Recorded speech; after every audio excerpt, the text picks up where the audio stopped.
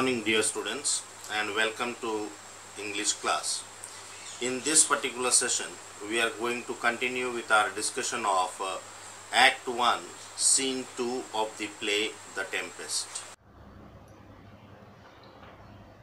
So as said before, in this particular video, we are going to continue with our discussion of the play The Tempest, Act 1, Scene 2. And here we are going to do from line number 139 to line number 197. But before we go on to start with the text, let us recapitulate what we did in the previous class. So we had done that Antonio, he proved to be treacherous to his brother Prospero. He betrayed the trust of his brother Prospero, and he became so thirsty for power that he entered into a contract and agreement with the king of Naples that he would pay him an annual tribute, would show him the respect that is due to a superior, and would accept a position of subordination to him and bring the dukedom of Milan under the control of Naples. And Prospero also tells Miranda to consider the contract with the king of Naples and the consequences of that contract, and then tell him if a brother could be like Antonio. And in reply to that, Miranda says that I should sin to think but nobly of my grandmother, good wombs have borne bad sons. So in these lines, Miranda means to say that it is bad for her to think of her grandmother other than being a good woman, but she tells her father that good mothers could bring forth bad sons. So Prospero no doubt was a generous son, a virtuous one, but at the same time her grandmother had also given birth to a bad son, that is Antonio. And thereafter Prospero goes on to narrate to Miranda the terms or the condition of Antonio's agreement with the king of Naples. So what was the settlement, the pact between Antonio and the king of Naples? So in the last class we did till Miranda's speech. So today we are going to start from Prospero's part. So here Prospero says, now the condition, the king of Naples being an enemy to me inveterate, hearkens my brother's suit. So condition here means settlement or pact.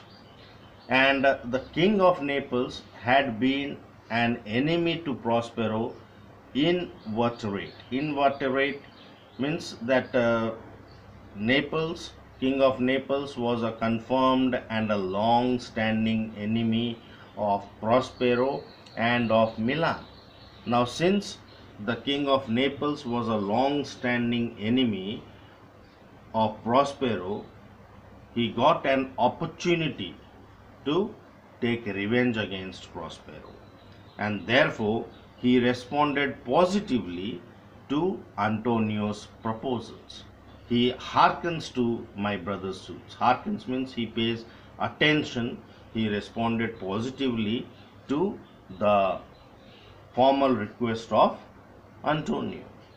So since the king of Naples was a bitter and a sworn enemy of Prospero, he responded positively to Antonio's proposals, which was that he, in lieu of the premises of homage and I know not how much tribute, should presently extirpate me and mine out of the dukedom, and confer fair Milan with all the honors on my brother.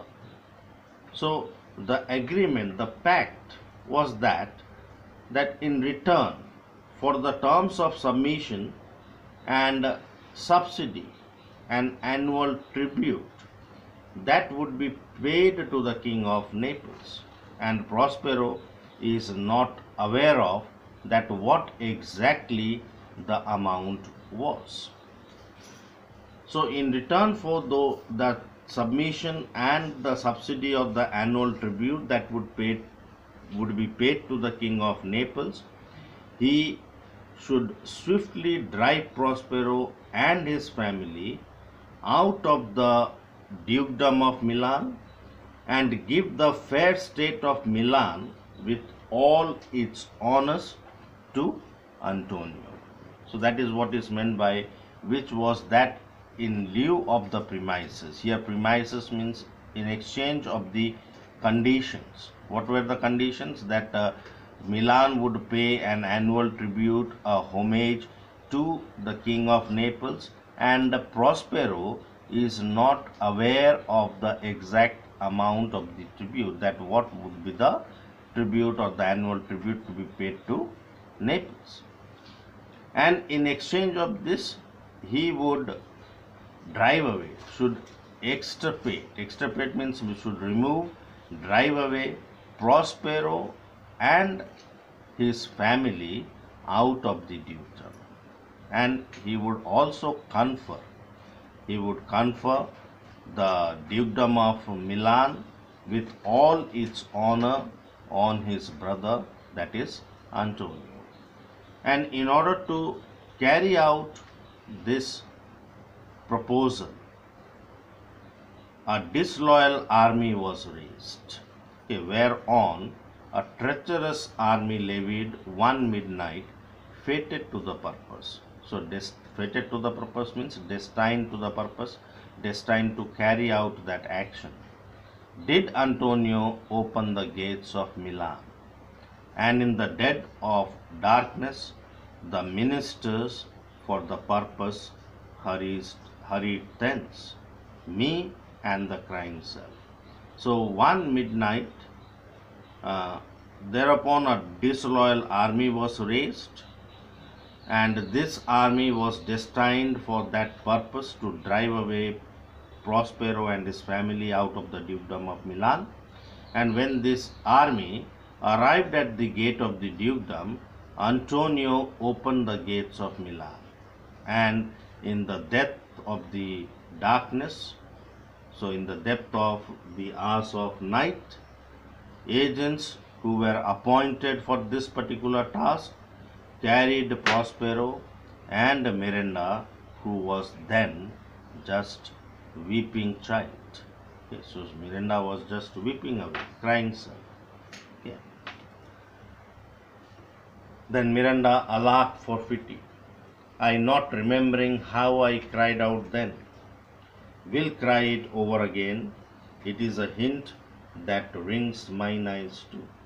So Miranda says that indeed it was very pitiful. And as she herself does not remember how she had cried at that particular moment, she would cry in that way again. And she says that it is an event, it is a hint. Hint here means event, occasion, that forces tears from her eyes as well. That is, forces her to shed tears, forces her to cry. So she is also equally sad to listen to such a tale, and she says that the events that occurred on that particular day, that occasion, forces her to shed tears. Then Prospero, hear a little further, and then I will bring thee to the present business which now is upon us, without the which this story were most impertinent. Okay, which were most impertinent means which is now here, and without which this story would be most irrelevant. So Prospero tells Miranda to listen to him little more, and then Prospero would come to the matter with which they have to deal now. And without knowing that story or that thing, his story would be most irrelevant. So there Miranda would not get any idea of the matter which they have to deal with now without listening to that story of Prospero. Then Miranda raises a question. She says, wherefore did they not that are destroyers? They drove them away from the dukedom of Milan, but why did they not kill them that particular instant? So she raises this question to Prospero. Now let us see how Prospero replies. He says, well demanded wench. My tale provokes that question. Well demanded means well requested. Wench here means woman. So Prospero says that it is a good question. And his story gives rise to that question as well. It provokes that question. It invites that question. Dear, they does not. So dear, the love my people bore me, nor set a marks of bloody on the business. Okay. Dear, they does not. They does not means they dared not. So he addresses Miranda as dear and tells her that they dared not kill them at that particular instant. Why? Because Prospero's people, the subjects, loved him so much. And besides, Antonio and his allies, they did not dare to make their plot look bloody, but they concealed their evil designs with an attractive appearance. So with color fairer painted their foul ends. With colors fairer painted than foul ends. That means what? They concealed their evil designs, their evil action, their evil plot with an attractive appearance. And it says in few. In few here means in brief. So he says that in short, in brief, they speedily put Prospero and Miranda into a boat and took them several miles away over the sea. There they had prepared a rotten old boat without any equipment, that is, without any ropes, sails, or mast. So they hurried them aboard a bark. Aboard a bark means they carried them, they swiftly moved them away from the dukedom of Milan by carrying them, putting them into a boat and carrying them several miles over the sea. And there, where they prepared a rotten carcass of a bird, and there they had prepared a rotten old boat, okay, not rigged, nor tackle, nor sail, nor mast. So carcass of boat means carcass means dead body. The boat was in a very dilapidated condition. It was rotten and it was a ramshackle boat. Okay. And furthermore, it was without any equipment, that is, without any ropes, sails, or mast. The very rats instinctively have quit it. Okay. So that boat was so rotten, it was in so wretched condition that even the rats would have instinctively run away from that boat. There they hoist us, to cry to the sea that wrote to us, to sigh to the winds, whose with pity sighing back again did us but loving wrong. So they put Prospero and Miranda on that particular boat, and they, that is Prospero and Miranda, could only cry out to the ocean which roared back at them. They could only sigh to the winds which sighed back in sympathy. Thus, whatever harm the ocean did to them was done out of love for them. So they did us but loving wrong. So doing harm to Prospero in love. Okay. So they were left to the mercy of the ocean and the winds. Then Miranda, alack, what trouble was I then to you? So Miranda admits that in such a situation she was only 3 years old and she must have been a great trouble to Prospero. So she must have been a great trouble to Prospero at that particular moment. But see the response of Prospero. Prospero says, oh, a cherubim. Cherubim means an angel. So instead of being a trouble to Prospero, Miranda then proved to be an angel that saved Prospero's life from despair. Okay. So thou wast that preserved me. Thou didst smile, infused with a fortitude from heaven. When I have decked the sea with drops full salt, under my burden groaned, which raised in me an undergoing stomach to bear up against what should ensue. So at that particular moment, instead of being a trouble to Prospero, Miranda proved to be an angel because she was the one who saved Prospero from despair. She kept smiling as if inspired with great courage by heaven, by the gods in heaven, when Prospero was sprinkling the ocean. He was decking the sea with saltish tears. Drops full salt means teardrops which are altogether saltish in taste. And when he was groaning under his grief. So Prospero had lost all hope. Prospero felt that they would not be able to survive in that rotten carcass of boat. So he had given up hope. But when he looked at the face of Miranda, who was then too small to comprehend all these conspiracies or intrigues, so she had a smile on her face, and that innocent smile of Miranda inspired Prospero with great courage.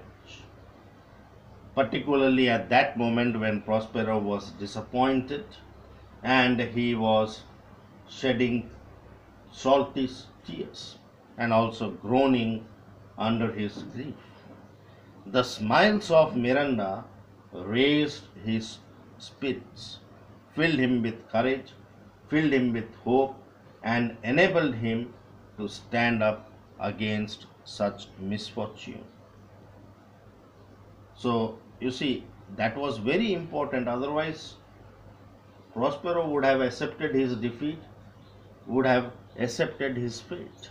He would not have tried to struggle against the sea waves or against that adverse situation in order to survive. It is the presence of Miranda which gave Prospero that mental strength and enabled him to stand against such an adversity. Then Miranda inquires, how came we ashore? How did they manage to reach to the shore? Prospero, by providence divine. Some food we had and some fresh water that a noble Neapolitan, Gonzalo, out of his charity, who being then appointed master of this design, did give us, with the rich garments, linens, stuffs, and necessaries, which since have steaded much. So of his gentleness, knowing I loved my books, he furnished me from my own library with volumes that I prize above my duty.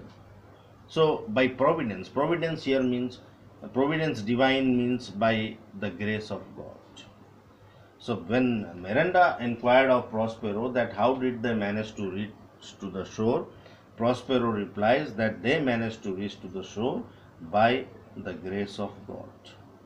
So it was the grace of God that they had with them some food. they had some fresh water, and this food and fresh water was supplied to them by a noble Neapolitan, that is Gonzalo. And Gonzalo gave them food and fresh water out of his charity, out as an action of his kindness. When he uh, felt pity upon them, he provided them with food and fresh water.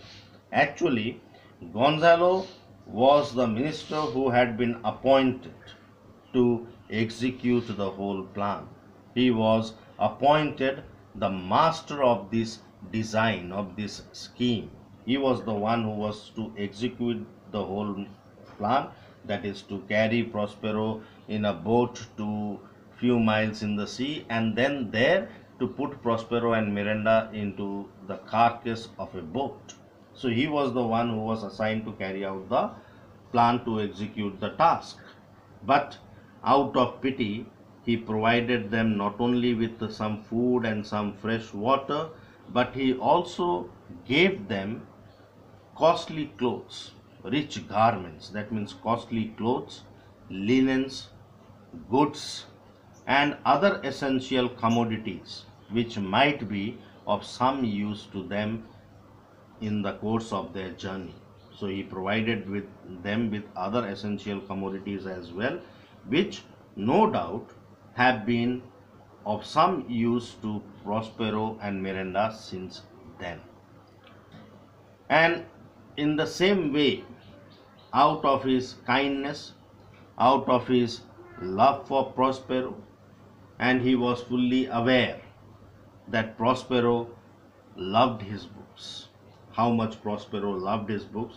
So therefore, he supplied Prospero with some books from his library, and Prospero valued those books even more than his dukedom.